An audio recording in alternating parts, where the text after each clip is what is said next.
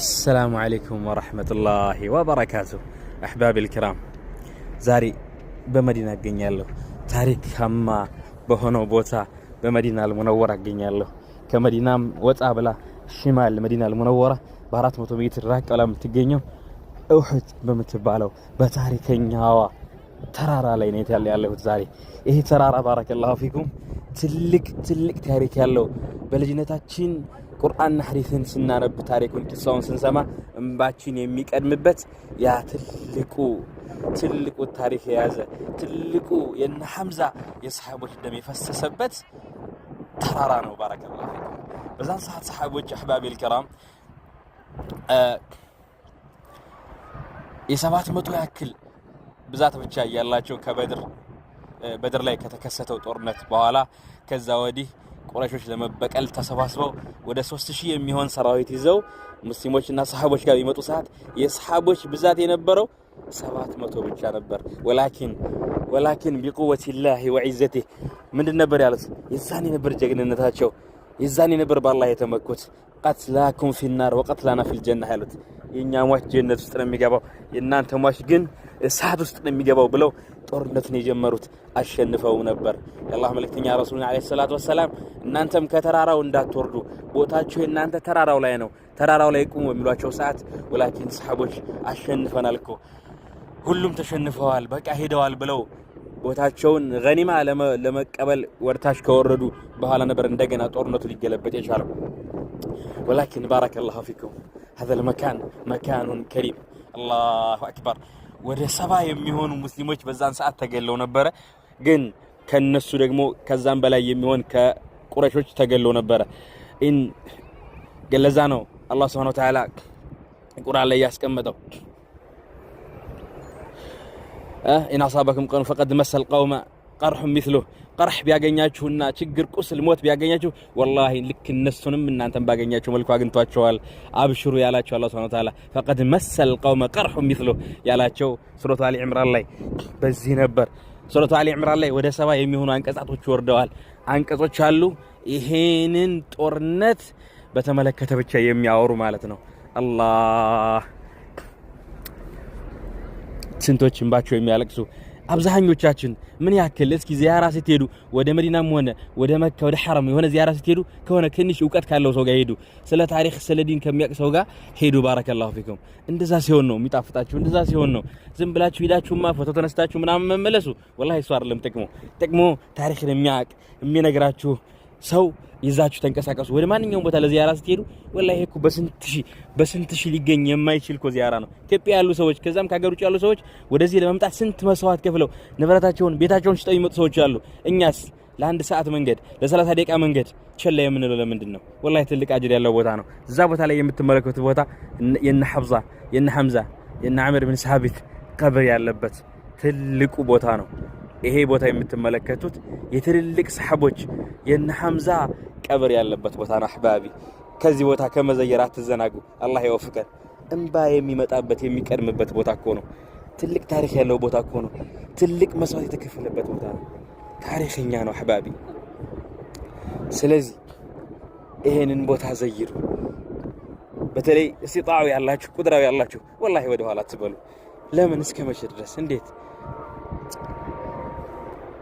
زحور عزنا أحباب الكرام يهني مزال باكرو أطر أدرجي يهني يتكبر بوتا زاري كفي جمري بقى لما غنيت يمقوا يهون بوتا كذلك بزوت وستايلو تاريخ قصان كحديثنا كقرآن بتشوسدو بارك الله فيكم أبو أيمن السلام عليكم ورحمة الله وبركاته ጸባዩ በጣም አስቸጋሪ ሲሆን መጥፎ ነገር ወይ ደግሞ የሆነ ባያድርጉትም መጥፎ ነገር ሊመኙ ይችላሉ ከዛ ከመሰላይታቸው የተነሳ ማለት ነው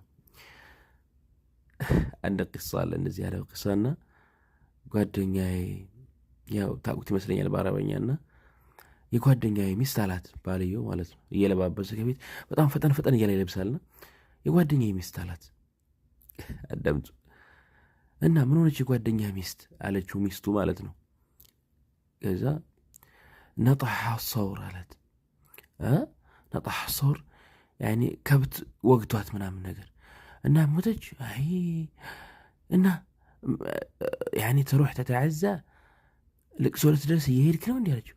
ላላላ ሩሕ በሽተሪ ተሰውር አላት። ከብት ልገዛ ነው የሚሄደው አላት። ላ ምን ማለት ነው? ያ ማለት ባረከላሁ ፊኩም ይሄ ሰው እንደ ጓደኛው ሚስት የሱን ሚስቱን ከብት እንዲወጋለት ፈልገዋል ማለት ነው አይደለ? አባባሉ ደንከጥ ብላ ትሩሕ ተተዓዛ ስትለው ላላ ሩሕ በሽተሪ ተሰውር አላት። እና ባረከላሁ ፊኩም አንዳንድ ጊዜ በጣም ሕዳቃ ነገር አትሆኑ። ቤት ላይ ትዳር የሚባለው ነገር የሚቆመው በሁለቶቹ ትዕግስት፣ በሁለቶቹ መተባበር፣ መደጋገፍ ነው። አንዳንድ ጊዜ የእናንተን ስሜት እንኳን ቢሆን ደስ ሳይላችሁ ለእሷ ስሜት ብላችሁ መተው፣ ለእሱ ስሜት ብላችሁ የእናንተ ስሜት መተው። እንደዛ ካልሆነ ወላሂ ትዳር መቆም አይችልም። ባረከላሁ ፊኩም አብዛኞቹ ትዳርን በልክ ለማቆም የሚለፉ ብዙ ናቸው። እንደዛ አይደረግም። ወይም ደግሞ ነፍስ አለማወቅ አይነት ትዳር ማለት እኮ ተደጋግፋችሁ ነገን እንደዚህ አይነት ጊዜ አሳልፍ ያለው ብላችሁ ያለፉን ያሰብታችሁ የምትደሰቱበት ነው ትዳር። በእርግጥ እያንዳንዱ ላሕዛ አሕባቢ፣ እያንዳንዱ በትዳር ውስጥ ያላችሁ የሚመጣው ወደፊት የሚመጣው ነገር እየከበደ አው ያለፈውን እየተደሳችሁበት ሊሆን ይችላልና ምናልባት ታገሱ። አሁን ላይ ትዳር አፍርሶ አብዛኞቹ በቃ እንደገና ሌላ ትዳር ደግሞ መመሰረት በጣም ከባድ ነው። ካላወቁት ሰው ጋር ስንት አብራችሁ የተላመዳችሁትን ሰው ካላወቁት ሰው ጋር እንደገና ደግሞ አዲስ ለመላመድ ወላሂ ይከብዳል። ባረከላሁ ፊኩም ትዳርን ያዙ። በትዳር ውስጥ ትልቅ ሪዝቅ አለ። ረሱሉና ዓለይሂ ሰላቱ ወሰላም ተከፈለ ላሁ ቢዐውኒሂ አርበዓ አላህ ሱብሓነሁ ወተዓላ አው ተላታ ከማ ቃል አንደኛው መን ተዘወጀ ነው። መን አራደ ልአዕፋፍ ጥብቅነትን ፈልጎ ከሐራም መውጣትን ፈልጎ ትዳርን የያዘን ሰው አላህ ሱብሓነሁ ወተዓላ ተከፈለ ላሁ ፊ ዐውኒሂ ብለዋል። ለማገዝ አላህ ቃል ገብቷል ብለዋል። ስለዚህ ትዳር ማለት ስታገባ እሷንም አንተንም ከእሳት ለመጠበቅ ነው፣ ከጀሃነም እሳት ለመጠበቅ ነው። በዚያ ላይ ያገባ ሰው ፈለተቂላህ ፊ ዘንቢ ተብሏል። በአንድ ጎኑ ብቻ አላህን ይፍራ እንጂ አንድ ጎኑማ በትዳር ተሸፍኗል ተብሏል።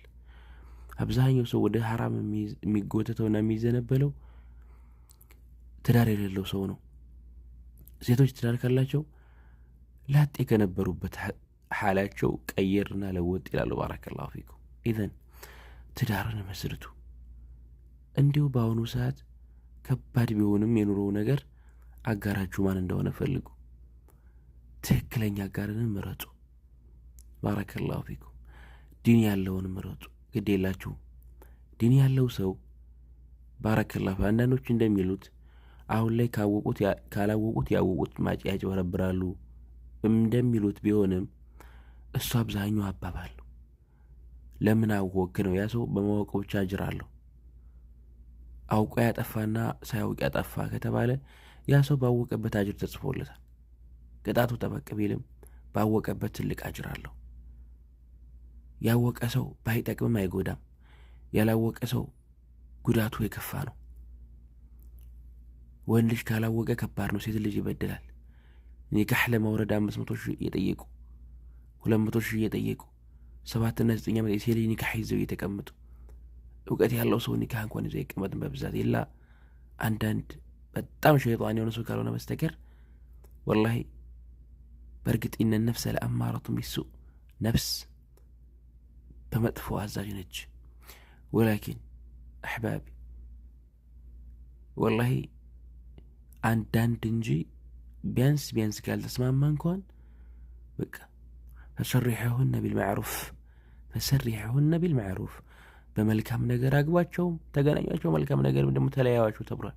በቃ ኒካህ እንኳን ያወርዳል። ባይጠቅምም አይጎዳም። ባረከላሁ ፊኩም ዲን ያለው ዒልም ያለው ሰው ትንሽ አላህን የሚያቅሰው ትንሽ አላህን ሲፋ ባህሪ የሚያቅሰው ግድ የላችሁ ዒልም ያለው ሰው ይሁን። ጃሂል ከባድ ነው። ጃሂል ከጠመመ እናንተ ካልተዋችሁ ታይተዋችሁም። ባይሆን እናንተ ትንሽ የተሻላችሁ ከሆናችሁ ጃሂል ልትተውት ትችላላችሁ። ትንሽ ከሱ ካልተሻላችሁ ሁላችሁም ደግሞ ድንቁርና ላይ ካለ ከባድ ነው። ያወቀው ሰው ነው ጃሂልን፣ ትንሽ ከሱ የተሻለ ሰው ነው ጃሂልን ትቶት ነገሩ ሊበርድ የሚችለው። ሁለቱም ጁሃል ከሆኑ ወላሂ ከባድ ነው፣ ብዙ ነገር ያጠፋሉ። እናትሽን እምገልልሽ፣ አባትሽን እምገልልሽ፣ ወንድምሽን እምገልልሽ፣ ፍታኝ ካልሽኝ ፈትችሽ አልተውሽም የሚሉ ለመጣላት እንኳን እኮ ብዙ ያስቸገረባቸው ቦታዎች አሉ። ለመጣላት እንኳን እንዴት በደንብ ይጣላ ሰው፣ እንዴት በደንብ ይለያይ፣ በስርዓት ይለያይ። የለም እኮ ያ ጀማዓ እንደዚህ የሚሉ ወንዶች አሉ። እናት ሳይቀር የሚሳደቡ አሉ። ወላሂ በጣም ስድ የሆኑ ማለት ነው። ወሊያዕዙ ቢላህ። ኢዘን ግድ የላቸውም። ፈኽተሩ ሷሒበ ዲን፣ የዲን ባለቤቱን ምረጡ። ባይጠቅምም አይጎዳም። እሱን ነው ለመከራችሁ ፈልገው እና ክሳውን አብዛኞቹ ሴቶች ትዳር ላይ ገታራ ትሆኑ። ወንድ ልጅ ክብር ይፈልጋል። ምን ማለት ነው? የራሱን ክብር እንድትዳፈሩት አይፈልግም። ሴት ልጅ ባሏ ሲናገራት ሸርዓን ዝም ማለት አለባት። አፍላፍ መመለስ የለባትም። ይሄ ደግሞ የወንድ ልጅ ክብር ነው። ከተናገራት አንገቷ መድፋት አለባት። በቃ ሸርዓ ያዘዘው ነው። ለምን ምናምን ዲሞክራሲ ምጥረክራሲ አትበሉኝ። እሱን የአውሮፓዎች ነው፣ አይመለከተንም። ሴት ልጅ ክብር አላት። ወንድ ልጅ ይቀናባታል፣ ቤት ያስቀምጣታል። አሁን አረብ ሀገር ያለ ነው እሱ ጊዜያዊ ነው፣ ዱንያዊ ሆኖ በጊዜ የመጣ ነገር ነው። ሴት ልጅ መሰረታ ቤት እንድትቀመጥ ነው። ወንድ ልጅ በየትም ጥሎ ግሮ እንዲያበላት እንዲያስቀምጣት ነው። እሷ ልጅ ታዳጊ ነች፣ ቤት ነው የምትቀመጠው፣ አትወጣም። ኒቃቧን ትለብሳለች፣ ክብሯን ትጠብቃለች፣ ከሌሎች ወንዶች ትርቃለች፣ በሱ ብቻ ትቆጠባለች፣ በሱ ብቻ ትበቃቃለች። ከዛም ጋር እንድትገለፍጥ ግን አልተአዘችም፣ በል ተከልክላለችም ጭምር። ስለዚህ አላህ ሱብሓነሁ ወተዓላ ዒፋ ያለውን ትዳር አላህ ይወፍቃችሁ። አግቡ። የዲን ባለቤት ሷሒበ ዲን፣ በቤተሰብ የመጣ የገባን አግቡ። ባረከላሁ ፊኩም። أقول ما سمعتم أستغفر الله لي ولكم فاستغفروه إنه هو الغفور الرحيم والبر الكريم.